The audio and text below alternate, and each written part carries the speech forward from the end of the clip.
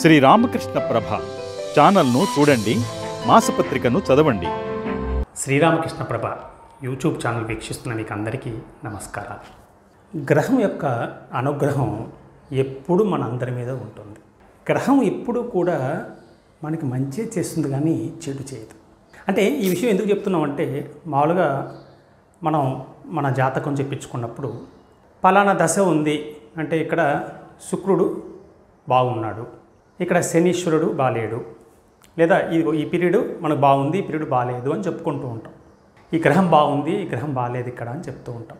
దీని గురించి మనం కొంచెం అర్థం చేసుకోవాలంటే, ముందుగా ఇప్పుడు ఒక స్కూల్లో ఒక టీచరు ఒక విద్యార్థిని పిలిచిన ఆయన, నువ్వు కొంచెం శ్రద్ధగా క్లాసులో పాఠాలు వినాలి, అప్పుడే నువ్వు పరీక్షల్లో పాస్ అవుతావు, అలాగే నీ కోపాన్ని కొంచెం తగ్గించుకోవాలి అని ఆ పిల్లవాడిలో ఏదైతే మార్పు కావాలో అది ఆ టీచర్ చెప్పారు అనుకోండి.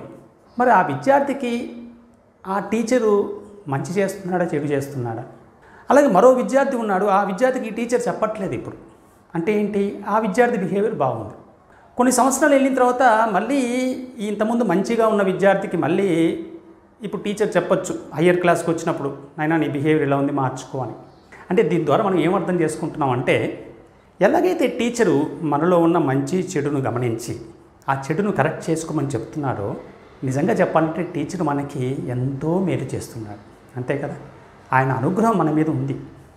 అలాగే ఈ గ్రహాలు తీసుకున్నప్పుడు కూడా, గ్రహాలు అంటే సాక్షాత్తు భగవంతుని యొక్క స్వరూపం. ఇప్పుడు శని అంటాం, అంటే శనీశ్వరుడు అంటే సాక్షాత్తు పరమేశ్వరుడు ఆయన. అందుకే మనం ఆదిత్యాయ సోమాయ మంగళాయ బుధాయ చ గురుశుక్ర శనిపేక్ష రాహవే కేతవే నమః అని మన పూజలో చదువుకుంటాం. అంటే మరి వీళ్ళు భగవంతునితో సమానం కాబట్టి, సాక్షాత్తు భగవంతుని కాబట్టి వీరిని మనం పూజలో చదువుకుంటున్నాం. మరి వీళ్ళు బాగలేకపోవడం అనేది ఏంటి చెప్పండి? మీరే ఒకసారి ఆలోచించండి. గ్రహాలు బాగలేకపోవడం అనేది లేనే లేదు. గ్రహాలు అంతా బాగుంటాయి. అలా కాకుండా కొందరు ఏమండి నాకు ఈ పీరియడ్లో గ్రహాలు బాగాలేదంట, మరి కొందరికి గ్రహాలు బాగున్నాయంట. అంటే మీరు ఆలోచించండి, కొందరికి బాగుండడం కొందరికి బాగాలేకపోవడం అనేది ఏంటి చెప్పండి? ఇప్పుడు ఒక వ్యక్తి అందరికీ బాగుంటాడు, నిజంగా చెప్పాలంటే ఆ వ్యక్తిలో మంచి లక్షణాలు ఉంటే అందరికీ బాగుంటాడు. మరి గ్రహంలో ఉంది సాక్షాత్తు భగవంతుని యొక్క స్వరూపం కాబట్టి అన్నీ మంచి లక్షణాలు ఉంటాయి. మరి గ్రహం బాగలేకపోవడం అంటే ఏంటంటే, ఇక్కడ ఎలాగైతే గురువు ఒక విద్యార్థికి చెప్తున్నాడు, నాయనా నీ బిహేవియర్ ఇక్కడ మార్చుకో లేకుంటే నువ్వు ప్రమాదంలోకి వెళ్తావు అని ఒక గురువు చెప్తున్నాడు, అలాగే మనకు గ్రహం ఏం చెప్తా ఉందంటే, నాయనా ఇదిగో ఈ సమయంలో ఈ 1 సంవత్సరము 5 సంవత్సరాలు 10 సంవత్సరాల్లో నీకు ప్రమాదాలు జరిగే అవకాశం ఉంది, కొంత జాగ్రత్తగా ఉండు నాయనా. అంటే రోడ్డు క్రాస్ చేస్తున్నప్పుడు జాగ్రత్తగా వెళ్ళు, అలాగే నువ్వు ఒక 2 వీలరో కారో డ్రైవ్ చేస్తున్నప్పుడు జాగ్రత్తగా డ్రైవ్ చెయ్యి.